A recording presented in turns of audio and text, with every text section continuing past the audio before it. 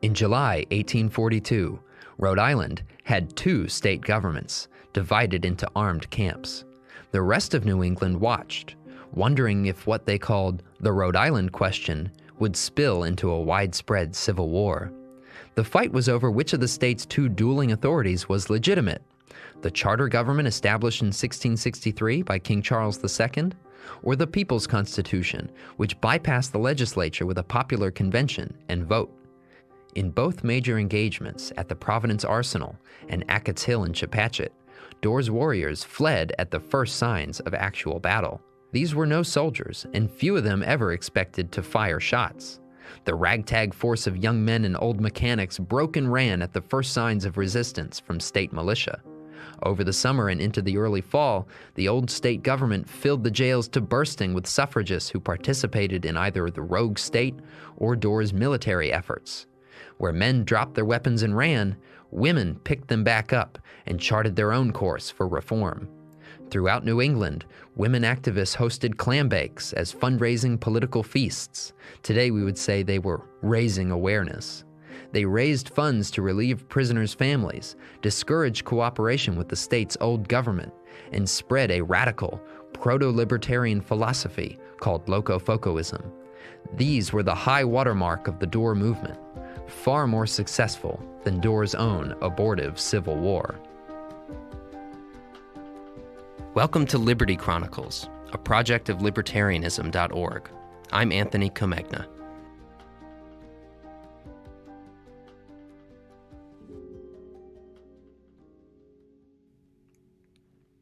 Much as we might appreciate the revolutionary, even anarchistic implications of Dorr's ideas, it must be admitted that he was a terribly ill-equipped leader.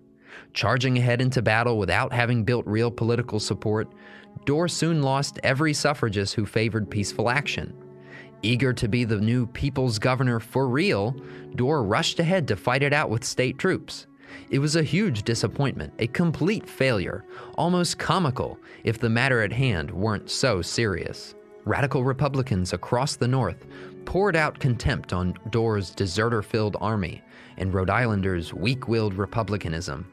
One correspondent wrote to Levi Slamm's New York Daily Plebeian, immortalizing the Rhode Island catastrophe in verse.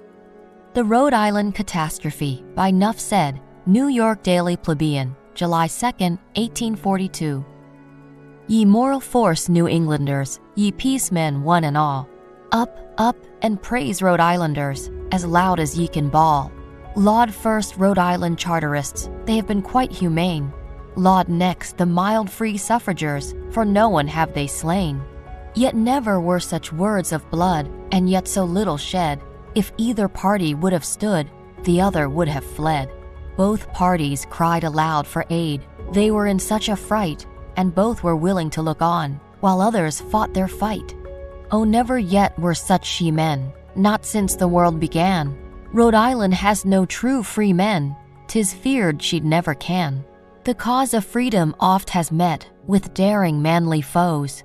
Unlike the braggart, soulless set, the charter rights compose. And freedom's sons have ever been, the gallant and the true. Unlike Rhode Island suffragers, a craven-hearted crew. The great commander, yellowed king, with sheroes great and small, he took Chepachet camp without gunpowder, sword, or ball. A cow was shot, the best blood shed, a woman fainted quick, an officer by chance shot dead, and by a lunatic. And thus the revolution ceased, 'twas all a sounding brass. It opened with sublimity, but ended like a farce. Ye moral force, New Englanders, ye peacemen one and all, up, up, and praise Rhode Islanders, as loud as ye can bawl. While Rhode Island's male suffragists either languished in prison cells or crept back into the countryside, women overtook the movement. They connected exiled suffragists with their allies across the region, especially the old Locofoco faction of radical Democrats in New York City. Frances Whipple, a writer, journalist, abolitionist, and suffrage activist, wrote to Levi Slamm's Daily Plebeian that the Dorr War was not confined to tiny Rhode Island. It was a moment of world historical importance. It was a contest to save the very vitals of republicanism, the right to revolution, and the right to a genuinely popular government. Despite the failures of suffragist men, she still had hopes for military efforts. Fortunately for the cause of peace, the very next day, suffragist women in Rhode Island began their own peaceful reformist movement. They wanted to revive a grand Narragansett Indian tradition, which had become a New England favorite, the community clambake, and graft it into Jacksonian politics. As news of their planning filtered out to Whig Party presses, conservatives who uniformly hated the Dorrites, the suffragists' every move was suspect. The Providence Evening Chronicle on August 4, 1842 reported, "We have reason to believe that serious mischief is contemplated. We have all along thought that violence would be attempted by certain people out of this state." Those certain people out of this state were New York Locofocos, those radical proto-libertarians who spent 2 years battling Tammany Hall for prominence in the state and national party. The Chronicle referred to a Locofoco gathering about to happen and asked its audience, "Let us be watchful." Clambakers streamed through the streets of Providence in boarded steamers and ferries bound toward Pomham Rock's lighthouse across the Massachusetts border. The Chronicle suggested there ought to be a strong patrol on duty this evening, while the whole military of the city should be under arms, ready to move at a moment's warning. 3,000 to 4,000 Rhode Islanders and sympathizers from Massachusetts gathered there in the bay, 2/3 of them women and children. One Dorr-friendly paper later snarkily remarked that the nervous Whig presses should feel ashamed of themselves for having sounded alarms. The Bay State Democrat of Saturday gives a long and interesting account of a clambake and chowder party on Thursday last at Medbury Grove, Seekonk, Massachusetts, under the direction of the suffrage ladies of Providence and vicinity. About 4,000 men, women, and children were present, and the proceedings were conducted in a manner highly creditable to the patriotic ladies of Rhode Island. Spirited resolutions were adopted and addresses were made. The clambake set the charter party in Rhode Island in a great stew. We copy the Democrats' description of the repast. The gentle breeze from the bay and healthy exercise naturally created a pretty good appetite, and the ladies, under whose patronage the whole affair was conducted, had anticipated these wants and provided an abundant supply of all the necessaries and luxuries that the most nice in these matters could desire. But the great clam and chowder entertainment deserved particular attention. It was a grand affair, got up on a grand scale, and consisted of no less than 80 bushels of clams and 4 barrels of chowder, the latter being made in a cauldron of that size, which was fully filled and of the finest quality. The process of baking the clams is simple and unique and deserves particular description. A hole was dug in the sand, which was lined with clean stones from the bottom to the top. This reservoir or cauldron was then filled with dry fuel, which was set on fire and burned till the stones became well charged with caloric. The coals were then swept out clean, and the hole nearly filled with clams. Over these, seaweed, washed clean, was thrown to prevent the heat from escaping. The steam from the water of the clams being prevented from escaping, together with the heat of the stones, cooked the clams in the most excellent manner. 80 bushels, as before stated, of clams of the finest sort were cooked in this way and served up to the multitude, who were assembled in groups under the shade of trees according to their tastes and wants. The proceedings, while radical in tone and content, went off completely tame. In a description widely quoted in other papers, the Bay State Democrat showed how peaceful and pleasant radicalism could be. The Grand Army, the New Hampshire Patriot and State Gazette, August 11, 1842. The Providence Chronicle of the 4th this month recommended that a strong patrol be on duty in Providence that evening, and that the whole military of the city be under arms ready to move at a moment's warning, because a number of men and women were partaking of a clambake in that vicinity. It is a pity that the editor of the Chronicle couldn't have had his head baked with the clams, for it must be softer than that of any shellfish to sound the above alarm. The following is the account of the terrible affair, which called for a strong patrol and the arming of all the Providence military as given by the Providence Journal Charterists. The suffrage clambake, which has been announced for some week, took place yesterday at Palm Rocks on the Massachusetts side of the bay. A number went in a steamboat, and when it left the wharf, one of the discharged prisoners called out, 3 cheers for Governor Dorr and the Constitution. The cheers were given, but rather feebly. Speeches were made by men from Boston, and clams and patriotism were served up in great profusion. The number present was variously estimated at from 800 to 3,000, about 2/3 of them women and children. New England Whigs ridiculed the Clambakers, saying their resolutions were pretty fair for a parcel of spunky women while their hen-pecked husbands were sitting and looking on. A nice little petticoat revolution, truly. What Whigs really feared, though, was that those resolutions, written by women and adopted by huge crowds, they really, truly were radical. They outright pronounced the charter null and void, the outdated instrument of a profligate, degenerate king. They declared for the People's Constitution and their proper governor, Thomas W. Dorr. They slashed at the charter regime and its Whig supporters, calling them soulless usurpers. And they said President John Tyler deserved nothing but hatred from every good Republican for having threatened federal interference. The speeches followed suit with the resolutions. The question was whether the people were sovereign, or if the forms of government possessed sovereignty of their own. When you strip events down to what actually happened, the people of Rhode Island overwhelmingly voted for a new government, and the old one, whose authority derived from a 17th century king, almost immediately began orchestrating a counter-revolution to snuff out the new one. What else, then, could you call it, when an armed aristocratic government forcibly overturned and imprisoned the people's elected governors? It could only be a tyranny, an attempt at feudal, European counter-revolution in these formerly free republics of America. And though the immediate prospects for victory were dim, history guaranteed it in the end. This was humanity's Republican destiny becoming manifest and real by people taking direct action. First in Rhode Island, then across the world, power could be beaten back and the cycle of history broken. Speaker George Barstow looked forward to the day when tyranny is dead and tyrants are remembered, only to be execrated. The next clambake was held on August 24th in Somerset, Massachusetts. The weather was rainy and the crowd small, but still 1,590 people showed up to eat 100 bushels of clams and 500 pounds of fish. Suffragist women were convinced that the charter regime would not charge hundreds of ladies with treason, so on they went with it. On August 30th, between 5,000 and 10,000 gathered at Palm Rocks Lighthouse again.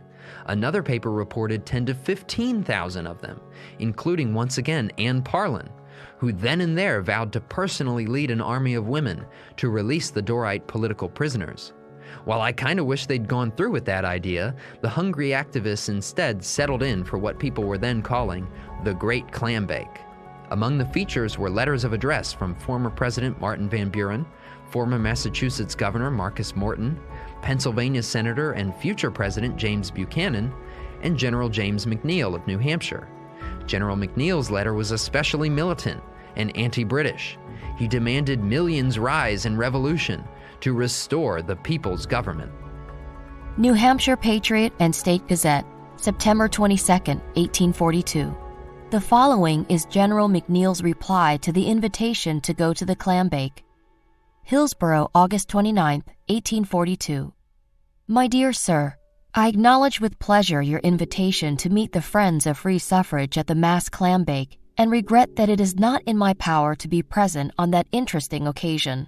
Accept my thanks for the flattering terms in which you are pleased to speak of my attachment to the cause of liberty and equal rights. I trust I shall never be found sympathizing with those who would strengthen the hands of tyrants and crush the liberties of man. If men can be found in America who will take their stand upon a British charter and attempt to enforce by martial law the arbitrary doctrines of the English monarchy, may millions of free men arise and bring the contest to a speedy termination. I regard the struggle in which you are engaged as involving the same principles contended for in the Revolution, the right of the people to establish government, and I believe the result will be the same now as in the days that tried men's souls. come what may, that great principle must not be yielded up. I am gratified to see that public opinion is rapidly coming over to your side. As fast as the people understand the nature of your struggle, they unite to sustain your cause. You have made no unreasonable demands. You have only required universal suffrage and equal representation. These are your birthrights as free men, and you have a right to demand them. I would urge you to stand by your Constitution and your Governor, Thomas W. Dorr, and it is my ardent wish to see every free heart in American warmly espouse your cause. As winter set in, the clam baking ground to a halt. As early as the 9th of February, 1843, Boston Democrats staged the next clam bake. Dorr himself was rumored to be in attendance, though he did not appear. Both Whig and Democratic presses claimed the rumor was a hoax got up to sell the tickets. As the Daily Atlas was quick to note, though, something of the original fire had gone out of the clam bakes, and the plot failed to produce a sizable audience. By September 1843, Democrats sufficiently replicated the original clam baking phenomenon. They became a completely partisan affair, with little left of the original Dorrite message. A large crowd gathered at Bellingham, Massachusetts for music, political speeches, and what one paper called those potent Whig scarers, baked clams. The speeches and resolutions endorsed Martin Van Buren for president in 1844 and concluded business. But Van Buren came out against annexing Texas earlier that spring, and it killed his chances in convention. His stance made him unacceptable to Southern expansionists and those Northerners who believed Republicanism was a global cause. Clam-baking Dorrites easily shifted from the Van Buren to the Polk camp. Remember, though a handful of them were hardcore abolitionists, most of them were your average racist Northerners. And Polk had a sterling reputation as a strong equal rights man in the House in the late 1830s. It was he that had pushed through much of the Van Buren program, which won back over the New York Locofocos. In Woonsocket, 3 months before the election, Dorrite women activists gathered 6,000 to 8,000 people. All the friends of Polk, Dallas, and Mr. Dorr were invited to attend, the Daily Atlas reported. A month later, 25,000 Democratic supporters of Polk and Dallas, Governor Dorr, equal laws and equal rights, etc., hosted the final act in a long drama at Swampscott, Massachusetts, the largest clam bake of the era. Portsmouth, New Hampshire Gazette, September 10, 1844. 25,000 Democrats at Swampscott Hill. The Democratic gathering at the Swampscott Clambake on Friday last was very large, exceeding by tens of thousands the most sanguine expectations of our friends. A careful computation proved the number to be not less than 25,000, including at least 5,000 ladies. The grand procession was formed at 10 o'clock and was at least 1.5 miles in length, decked out with flags and banners with the watchwords Polk and Dallas, Governor Dorr, equal laws and equal rights, etc. The place for holding the convention was admirably adapted to the purpose, being on an eminence commanding distinct views of Bunker Hill Monument, Nahant, Egg Rock, Phillips Beach, Marblehead, and the bread bosom of Massachusetts Bay. The fires were lighted in 7 vast ovens, 30 feet in circumference, for roasting clams, of which 170 barrels had been provided, together with 1,000 lobsters, with all the needful for a chowder, of which 200 gallons were cooked. A beautiful structure was erected for the orators, covered with evergreens and bedecked with garlands, wreaths, and festoons, which afforded an agreeable shade for the speaker. A magnificent arch had been erecting bearing the inscription, "Welcome, Friends of Free Suffrage." The head of the procession was composed of a superb military escort, led by Captain A.B. Ingalls of the Hyam Riflemen, and Adjutant Burbank of the Artillery, the Marblehead Infantry, and the Hyam Riflemen, each accompanied with a full band. At 1 o'clock, the convention was called to order, and Jonathan C. Stickney, Esquire, was unanimously chosen president, with some dozen vice presidents and a half-dozen secretaries.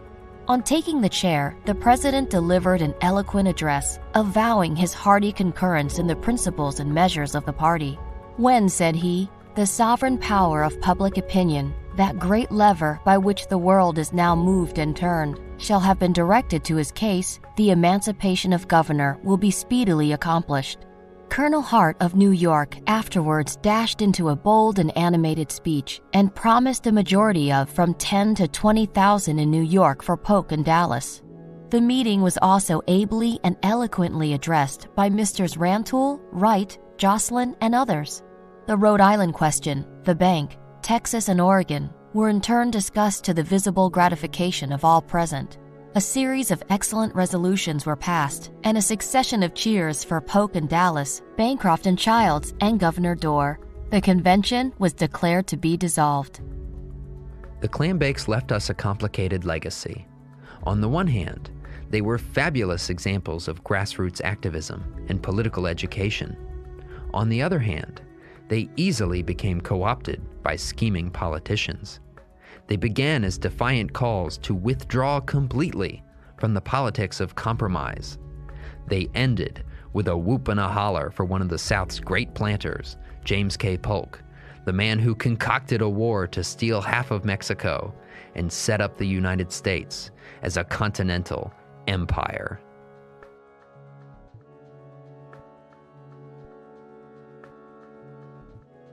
Liberty Chronicles is a project of Libertarianism.org. It is produced by Tess Terrible. If you've enjoyed this episode of Liberty Chronicles, please rate, review, and subscribe to us on iTunes. For more information on Liberty Chronicles, visit Libertarianism.org.